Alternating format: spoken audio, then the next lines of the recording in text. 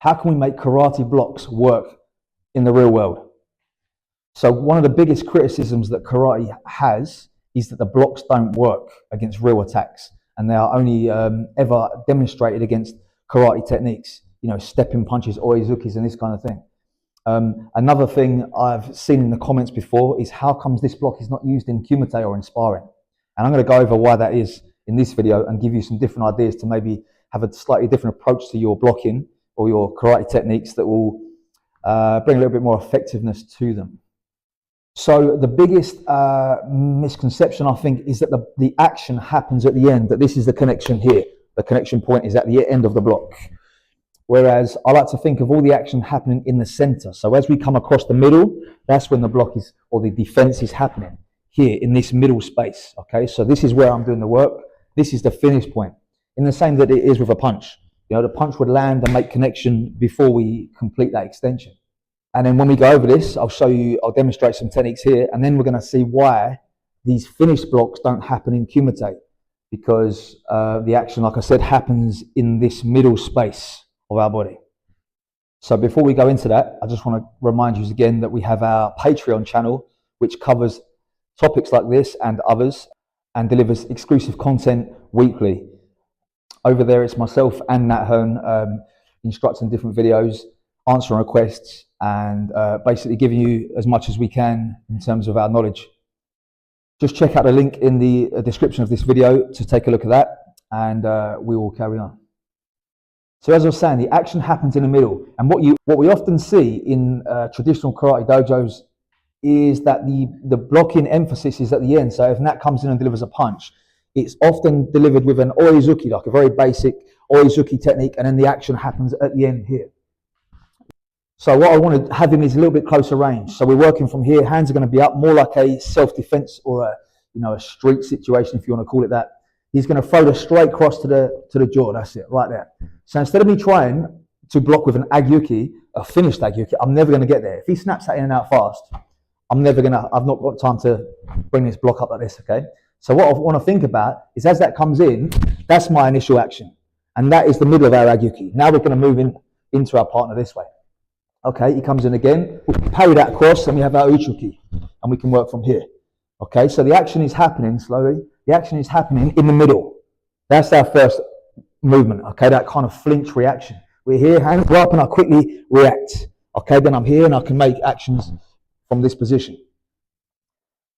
This applies to all the blocks, really. He goes with another kind of strike or something. I'm making this action here. There's my shuto-uki, and then I can deliver a counter-attack from that position. Rather than trying to think of trying to block him with a shuto there and get around him. It's never going to happen. I'm trying to make two movements in the space of his one. Another idea then is maybe it's not to a strike, but it's more to like an extension. So he extends his arm out to grab onto my jacket or something, or to my throat or something like this. Okay, so he's giving me his arm.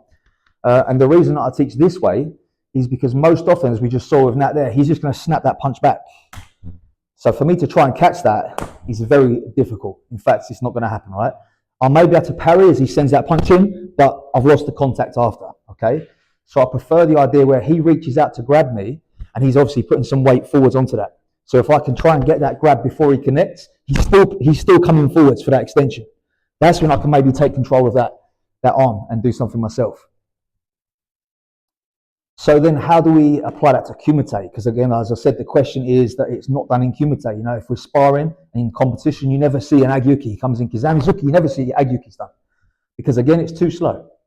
So maybe he comes here, it's a slip like this, okay? This is our agyuki, this kind of idea, yeah? A chudan gyakuzuki from here. It's not this action, bringing the arm around, it's just that contraction at the end. That contraction that we have learned from doing our big kion actions here. Okay, so we're understanding the body mechanics through doing our kion. Okay, so I'm coming around and getting the body used to connecting with the arm. As we come to kumite now, after many repetitions of doing that kind of strict formal kion exercise, now all I need to do is understand that connection with the body. So as he comes in for that gyatsuki, that's my connection. There, and then we can come back in this way. This is the work we want, okay? So this is an approach we can then take for our ideas in kata. If we're looking at kata applications, we can start to sort of understand the kata a little bit better, I think, when we are making the action happen in the middle of the movement. Okay, so not just making a shape at the end, but the action happens on the way to the end of that technique. If we take, for example, Heian Sandan or Jion, we have this action like an Uchuki and Giranbo together. So as Nat's making, again, a grab or something, I'm making this action here and I'm striking. Okay, so the action happens in the middle of the technique. As he reaches forwards, I'm getting that connection here, as we do in the kata from here, Heian Sandan or Jion. So it's there, one. There's that connection there. Boom. And then we have our finish point. Okay. So something to consider in your karate, try to think of it a little differently. The term uki, as in agi uki, soto uki, uchi uki, means to receive. It doesn't actually translate to block. Okay, blocking would be a little bit more like him firing a hook or something and me just covering up and blocking the technique. Okay, I'm not blocking as such. I'm receiving and rediverting these techniques as they come in. So I hope that's been helpful. If it has been, please give me a subscribe on this channel. Like the video, drop me a comment if you enjoyed it, and let me know if there's anything else you'd like to see. And don't forget to check out that Patreon channel as well if you want to see some more exclusive content there. Otherwise, I'll see you next time.